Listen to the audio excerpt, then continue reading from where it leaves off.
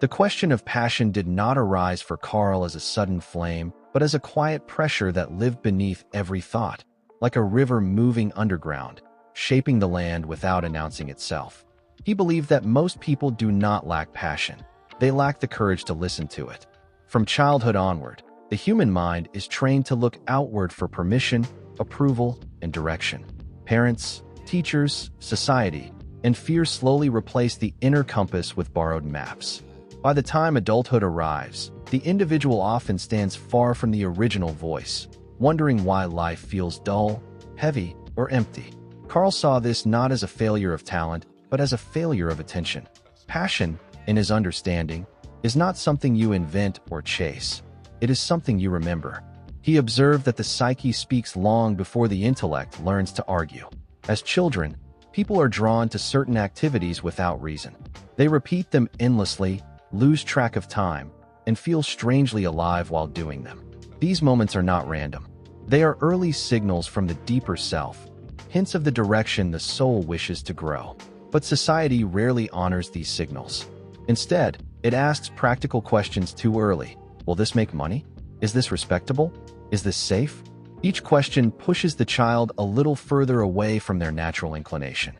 Over time, the original attraction is buried under layers of expectation, until the person no longer recognizes it as part of themselves. Carl believed that discovering passion in adulthood requires a descent rather than an ascent. One must go inward, not outward. The modern mind searches for passion the way it shops for products, comparing options, trends, and success stories. But the psyche does not respond to comparison, it responds to honesty. To discover passion, one must first confront the emptiness that comes from living someone else's idea of a meaningful life. This emptiness is painful, but Carl saw it as sacred. It is the signal that the soul has not been fed. He warned that many confuse excitement with passion. Excitement is noisy, short-lived, and dependent on novelty. Passion is quiet, persistent, and often inconvenient. It does not always feel pleasurable. Sometimes it feels like a burden you cannot put down. Passion demands commitment, sacrifice, and long periods of solitude. This is why people avoid it. The ego prefers comfort and recognition, while passion often asks for obscurity and patience. Carl noted that when someone says they have not found their passion, what they often mean is that they have not found something that brings both meaning and immediate reward. But the psyche does not negotiate that way. According to Carl, one of the clearest paths to discovering passion lies through resistance. Wherever a person feels an irrational pull combined with fear, there is often a hidden truth. The mind resists what threatens its constructed identity. If someone feels drawn toward an activity but immediately thinks, "This is foolish," or "This is not for people like me," Carl would suggest paying attention. The psyche reveals itself through contradiction. Passion often hides behind shame, doubt, or the fear of being misunderstood. What embarrasses you may be closer to your truth than what impresses others. He also believed that passion is deeply connected to suffering.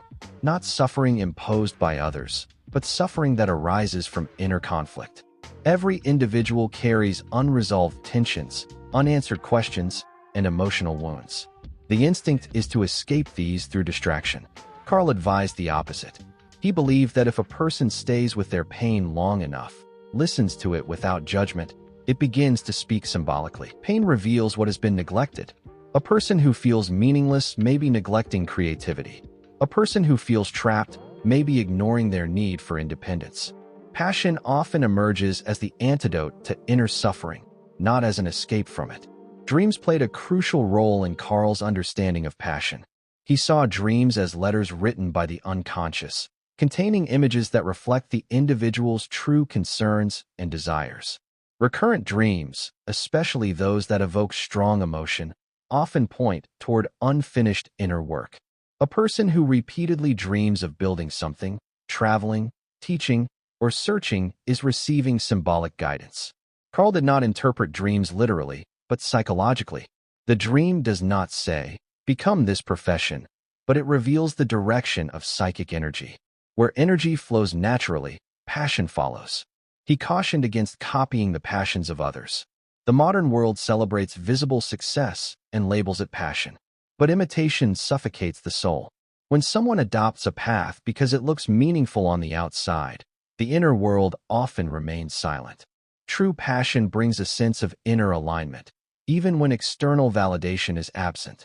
Carl believed that if you pursue something and constantly need reassurance, applause, or comparison, it may not be your passion but your persona at work. The persona is the mask we wear to function socially. Passion belongs to the self beneath the mask.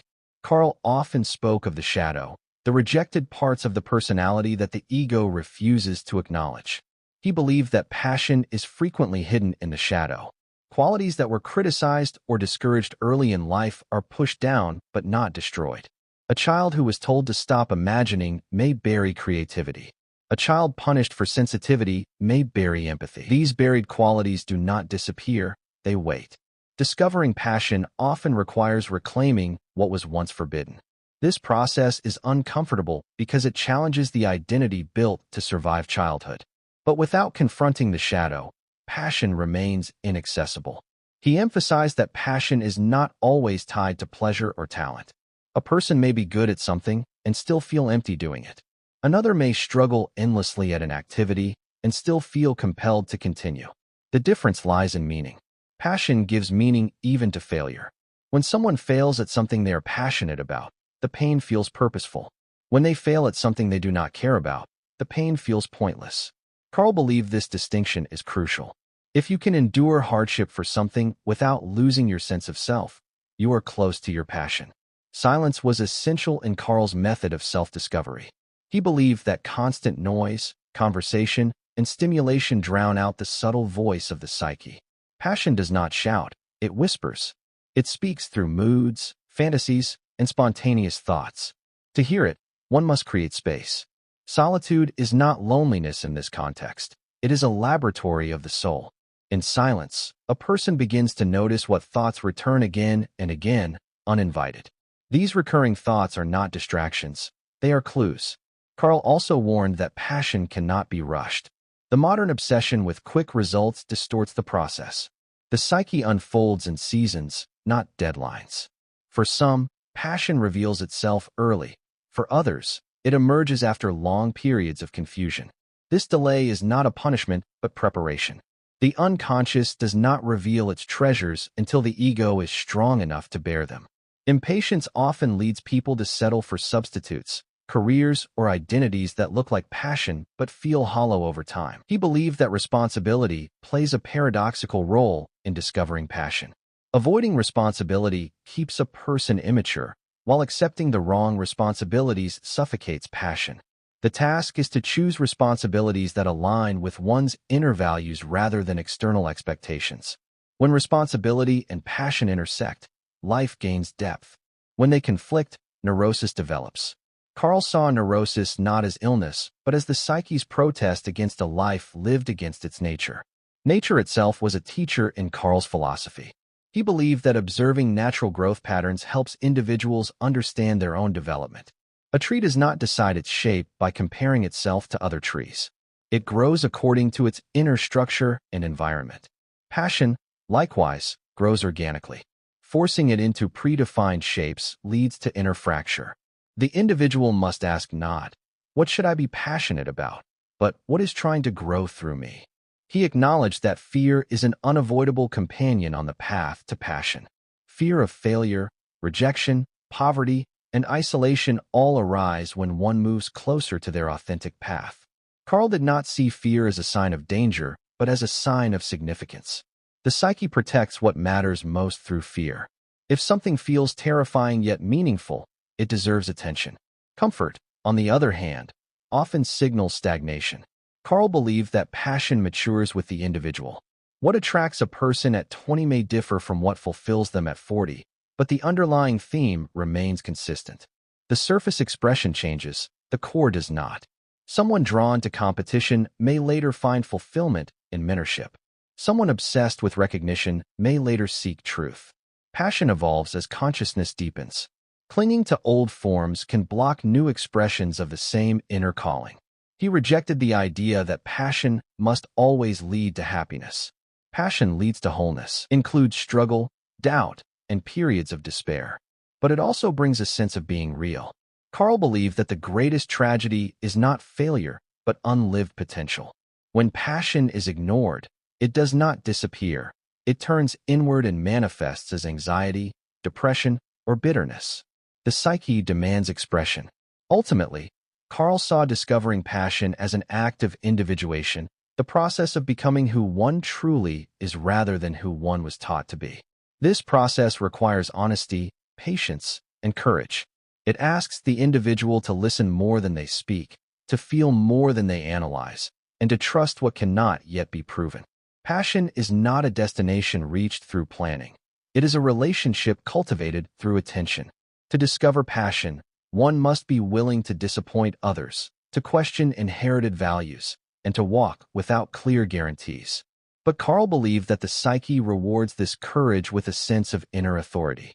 When a person lives in alignment with their passion, they no longer need constant validation. Their life, even in its imperfections, feels meaningful. And meaning, in Carl's view, is the deepest form of fulfillment a human being can know. Thus, passion is not found by searching the world for answers, but by listening deeply to the self that has been speaking all along, waiting patiently beneath the noise, ready to guide the individual home. Thanks for watching. Please like and share this video.